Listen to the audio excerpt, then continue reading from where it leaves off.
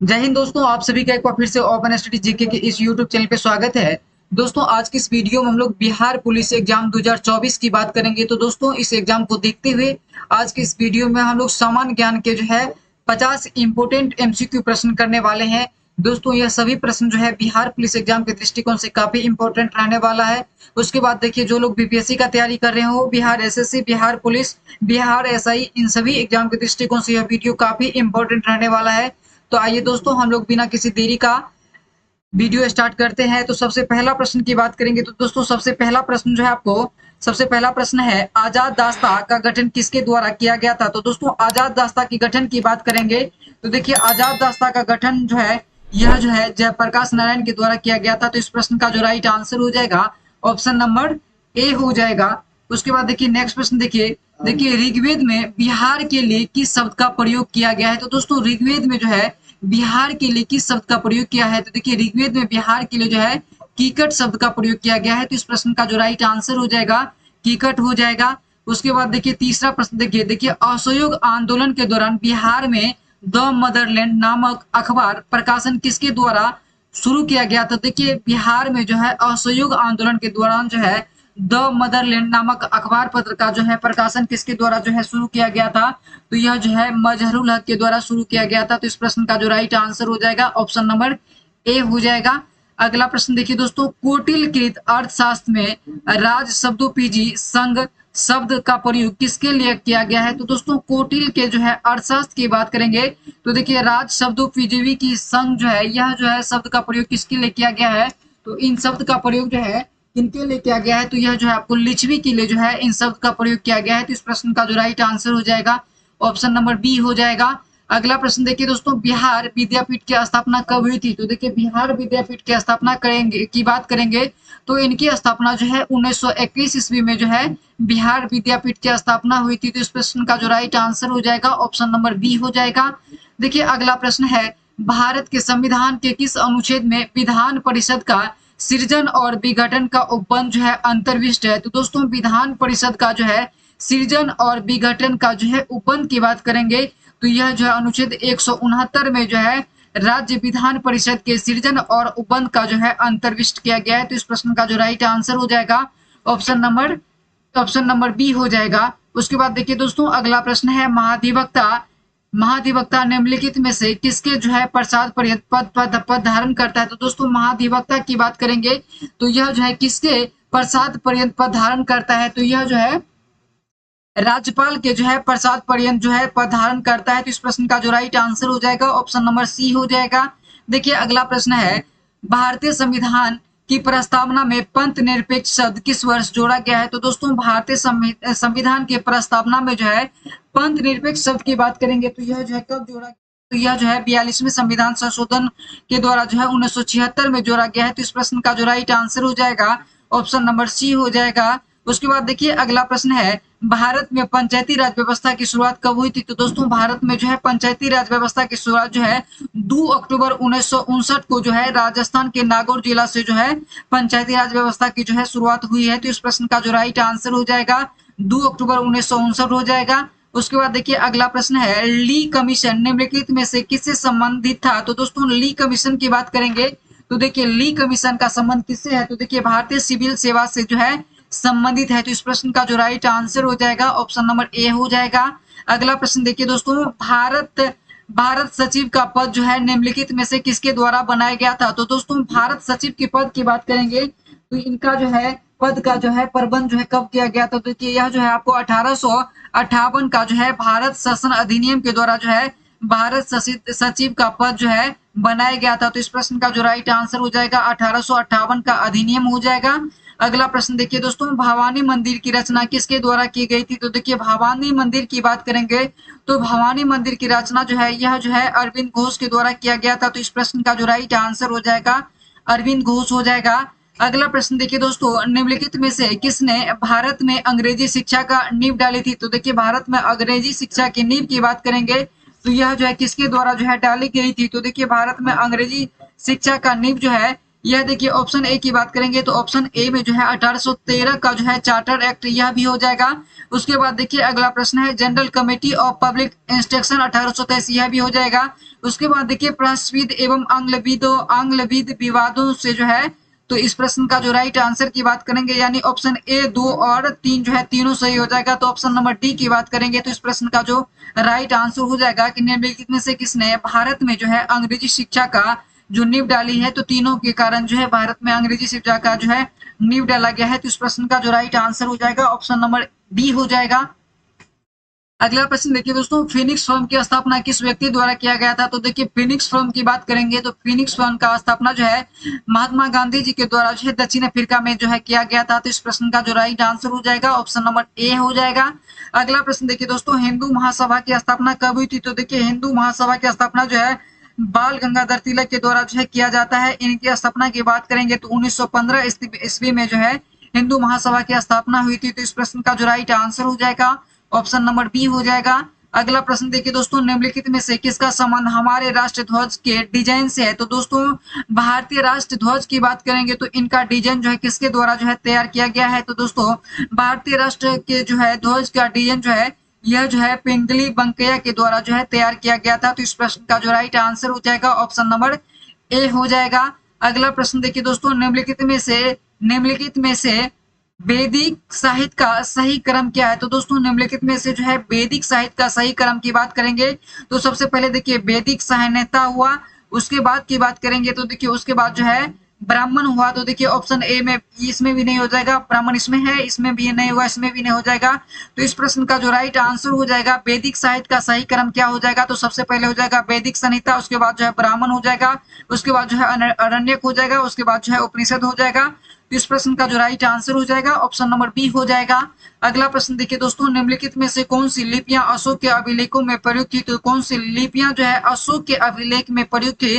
तो दोस्तों अशोक के अभिलेख में प्रयुक्त लिपि की बात करेंगे तो देखिए ब्राह्मी थी, उसके बाद जो है क्रॉस्टी एवं अरामाइक लिपि, यह जो है तीनों लिपि का प्रयोग जो है अशोक के अभिलेख में किया गया है। तो इस प्रश्न का जो राइट आंसर हो जाएगा ऑप्शन नंबर बी हो जाएगा।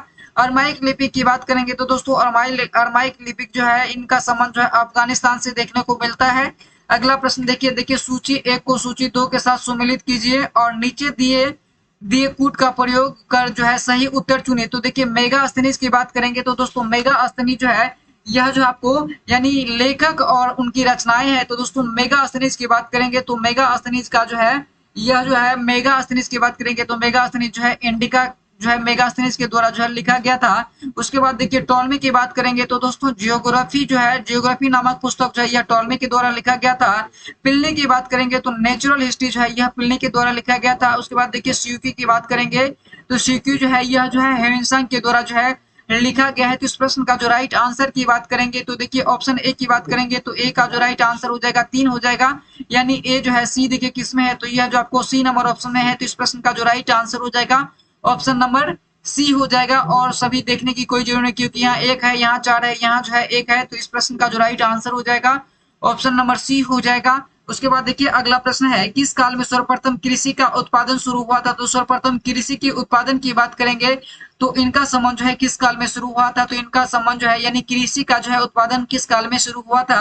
तो नवपाषाण काल की बात करेंगे तो दोस्तों नवपाषाण काल में जो है कृषि का उत्पादन जो है लगभग शुरू हो गया था। तो इस प्रश्न का जो राइट आंसर हो जाएगा ऑप्शन नंबर बी हो जाएगा। अगला प्रश्न देखिए दोस्तों, शेरशाह और अकबर के बीच भू राजस्व प्रशासन के संबंध में कौन सा व्यक्ति संबंधित है? तो दोस्तों शेरशाह एवं अकबर के बीच जो है भू राजस्व प्रबंधन के संबंध में कौन सा व्यक्ति जो है संबंधित था? तो देखिए इनमें जो है टोडरमल की बात करेंगे तो दोस्तों टोडरमल जो है यह जो है शेरशाह और अकबर की भू राजस्व प्रशासन के संबंध में जो है कौन सा व्यक्ति संबंधित था? तो यह टोडरमल था। तो इस प्रश्न का जो राइट आंसर हो जाएगा टोडरमल हो जाएगा। अगला प्रश्न देखिए दोस्तों, अगला प्रश्न है सिक्कों पर जो है टकसाल का नाम लिखवाने और अपनी छवि अंकित करने की प्रथा किसने शुरू की थी? तो दोस्तों सिक्कों पर जो है टकसाल का नाम लिखवाने एवं अपनी छवि अंकित जो है करने की प्रथा की शुरुआत जो है किसके द्वारा किया गया था? तो देखिए इस प्रथा की शुरुआत की बात करेंगे तो किसके द्वारा किया गया था? तो यह प्रथा जो है जहांगीर के द्वारा जो है शुरू किया गया था। तो इस प्रश्न का जो राइट आंसर हो जाएगा जहांगीर हो जाएगा। अगला प्रश्न देखिए दोस्तों, चोल साम्राज्य की स्थापना किसने की थी? तो दोस्तों चोल साम्राज्य की बात करेंगे तो चोल साम्राज्य की स्थापना जो है विद्यालय के द्वारा जो है किया गया था। तो इस प्रश्न का जो राइट आंसर हो जाएगा ऑप्शन नंबर सी हो जाएगा। अगला प्रश्न है, इनमें से किस राज्यों में अरावली की पहाड़ियां हैं? तो दोस्तों अरावली की पहाड़ी की बात करेंगे तो देखिए अरावली की पहाड़ी की बात करेंगे तो यह राजस्थान राज्य से संबंधित है। तो इस प्रश्न का जो राइट आंसर हो जाएगा राजस्थान हो जाएगा। अगला प्रश्न देखिए, निम्नलिखित में से कौन सी भू आकृति का निर्माण नदियों की अपर्दन द्वारा किया जाता है? तो दोस्तों कौन सी भू आकृति है जिनका निर्माण जो है नदियों के अपर्दन के द्वारा जो है किया जाता है? तो देखिए गार्ज की बात करेंगे तो दोस्तों गार्ज का निर्माण जो है नदियों के अपर्दन के द्वारा जो है होता है। तो इस प्रश्न का जो राइट आंसर हो जाएगा ऑप्शन नंबर ए हो जाएगा। देखिए निम्नलिखित में से कौन बलित पर्वत का उदाहरण नहीं है? तो दोस्तों बलित पर्वत की बात करेंगे तो कौन सा जो है बलित पर्वत का उदाहरण नहीं हो जाएगा? तो देखिए सियरा नेवादा की बात करेंगे तो दोस्तों यह जो आपको बलित पर्वत का उदाहरण नहीं है। बाद बाकी तीनों की बात करेंगे, रॉकीज, एंडीज और हिमालय की बात करेंगे तो यह सभी जो है बलित पर्वत का उदाहरण है। सियरा नेवादा की बात करेंगे तो यह जो है बलित पर्वत का उदाहरण नहीं है। तो इस प्रश्न का जो राइट आंसर हो जाएगा ऑप्शन नंबर डी हो जाएगा। अगला प्रश्न देखिए दोस्तों, दलहन तथा तिलहन में सर्वाधिक उत्पादन करने वाला राज्य कौन है? तो दोस्तों दलहन एवं तिलहन में जो है सर्वाधिक उत्पादन करने वाला राज्य की बात करेंगे तो यह राज्य आपको कौन सा हो जाएगा? मध्य प्रदेश हो जाएगा। तो इस प्रश्न का जो राइट आंसर हो जाएगा ऑप्शन नंबर ए हो जाएगा, यानी मध्य प्रदेश हो जाएगा। अगला प्रश्न देखिए दोस्तों, निम्न में से किस देश में ग्रेट स्लेव झील स्थित है? तो दोस्तों ग्रेट स्लेव झील की बात करेंगे तो देखिए ऑप्शन ए में जापान है, बी में भारत है, सी में अफ्रीका है, डी में जो है कनाडा है। तो दोस्तों ग्रेट स्लेव झील की बात करेंगे तो इनका जो है यह किस देश में स्थित है? तो यह जो आपको ग्रेट स्लेव झील की बात करेंगे तो यह जो है कनाडा में स्थित है। तो इस प्रश्न का जो राइट आंसर हो जाएगा कनाडा हो जाएगा। अगला प्रश्न देखिए दोस्तों, अगला प्रश्न की बात करेंगे तो अगला प्रश्न है, निम्न में से किस गोलार्ध में जो है हम्बोल्ट जलधारा बहती है? तो दोस्तों हम्बोल्ट जलधारा की बात करेंगे तो यह जो है दक्षिणी गोलार्ध में बहती है। किस गोलार्ध में जो है हम्बोल्ट जलधारा बहती है? तो यह जो दक्षिणी गोलार्ध में बहती है। इस प्रश्न का जो राइट आंसर हो जाएगा दक्षिणी गोलार्ध हो जाएगा। अगला प्रश्न है दोस्तों, चुक्सी सागर निम्नलिखित में से कहाँ स्थित है? तो देखिए चुक्सी सागर की बात करेंगे तो यह जो है किस महासागर में स्थित है? ऑप्शन ए में देखिए पश्चिम प्रशांत महासागर, बी में है अटलांटिक उत्तरी अटलांटिक महासागर, सी की बात करेंगे तो दक्षिण प्रशांत महासागर है, डी में जो है आर्कटिक महासागर है। तो दोस्तों चुक्सी सागर की बात करेंगे तो यह जो है आर्कटिक महासागर में स्थित है। तो इस प्रश्न का जो राइट आंसर हो जाएगा ऑप्शन नंबर डी हो जाएगा। उसके बाद देखिए नेक्स्ट प्रश्न की बात करेंगे तो देखिए नेक्स्ट प्रश्न जो है यह प्रश्न जो आपको प्रश्न नंबर 31 की बात करेंगे तो देखिए सुदूर दक्षिण में स्थित जो है लैंडलॉक देश कौन सा है? तो दोस्तों सुदूर दक्षिण में स्थित लैंडलॉक देश की बात करेंगे तो कौन सा देश हो जाएगा? तो दोस्तों लेथुसो की बात करेंगे तो लेथुसो जो है यह आपको जो है सुदूर दक्षिण में जो है स्थित लैंडलॉक देश हो जाएगा लेथुसो। तो इस प्रश्न का जो राइट आंसर हो जाएगा ऑप्शन नंबर सी हो जाएगा। अगला प्रश्न देखिए दोस्तों, किलिमंजारो पर्वत किस देश में स्थित है? तो दोस्तों किलिमंजारो पर्वत की बात करेंगे तो यह जो है आपको तांजानिया में स्थित है। तो इस प्रश्न का जो राइट आंसर हो जाएगा ऑप्शन नंबर सी हो जाएगा।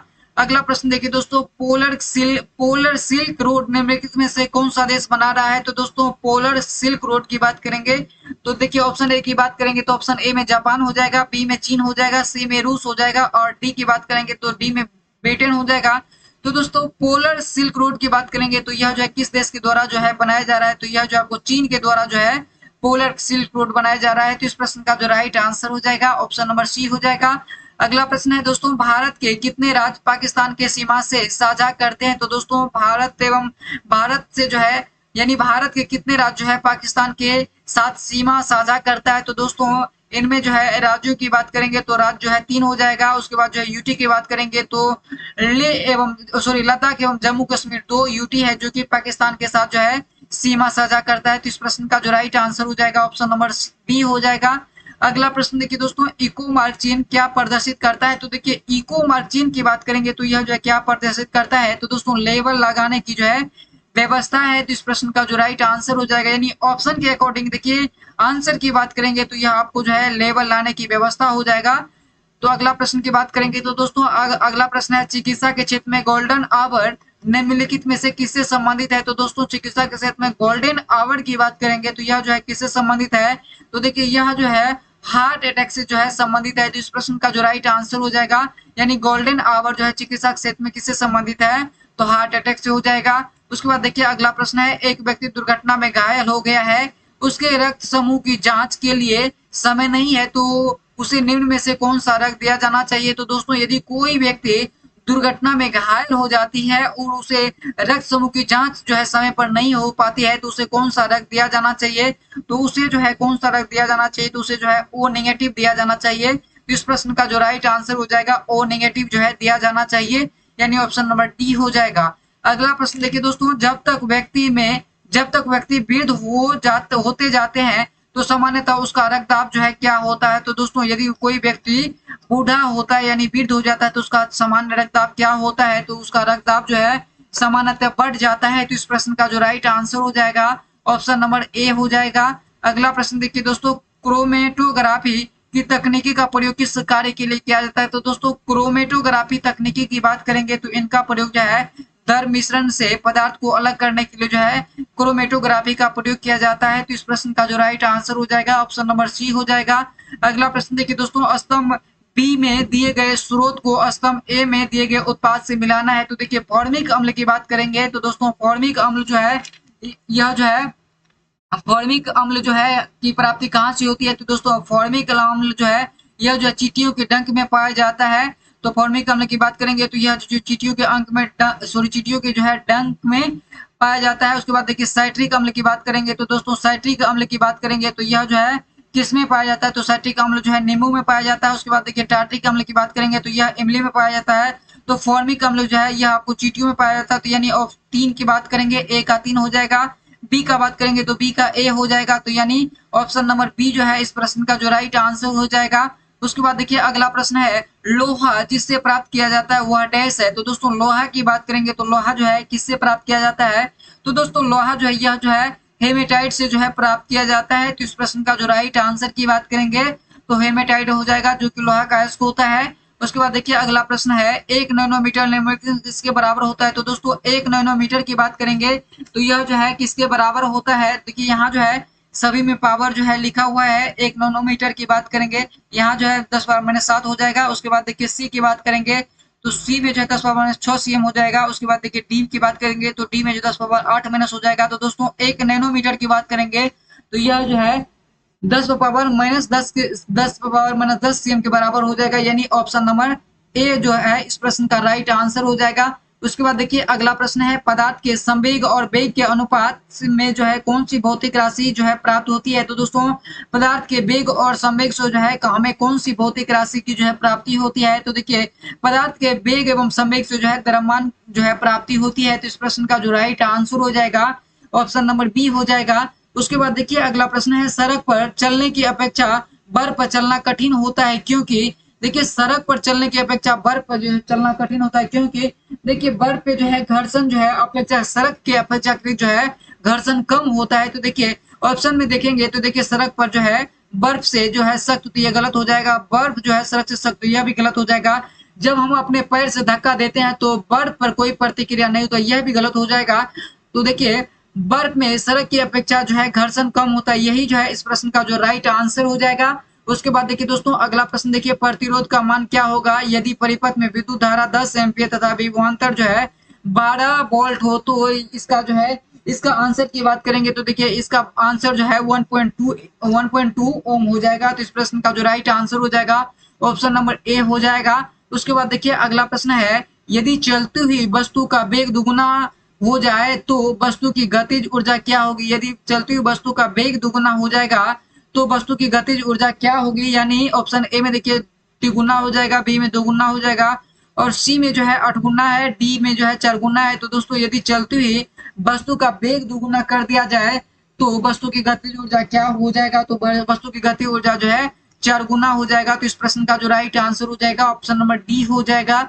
अगला प्रश्न देखिए दोस्तों, मरुस्थल में मृगमरीचिका उत्पन्न होने का क्या कारण है? तो दोस्तों मरुस्थल में जो है मृगमरीचिका जो है उत्पन्न होने का क्या कारण है? तो देखिए यह जो है किसके कारण जो है उत्पन्न होता है? तो दोस्तों मृगमरीचिका की बात करेंगे तो यह जो है प्रकाश के पूर्ण आंतरिक परावर्तन के कारण जो है बनता है। तो इस प्रश्न का जो राइट आंसर हो जाएगा ऑप्शन नंबर बी हो जाएगा। तो इसके बाद देखिए अगला प्रश्न देखिए दोस्तों, सेल्सियस स्केल पर मानव शरीर का सामान्य तापक्रम होता है। तो दोस्तों सेल्सियस स्केल पर जो है मानव शरीर के सामान्य तापक्रम की बात करेंगे तो यह लगभग 37 डिग्री सेल्सियस हो जाता है। तो इस प्रश्न का जो राइट आंसर हो जाएगा ऑप्शन नंबर सी हो जाएगा।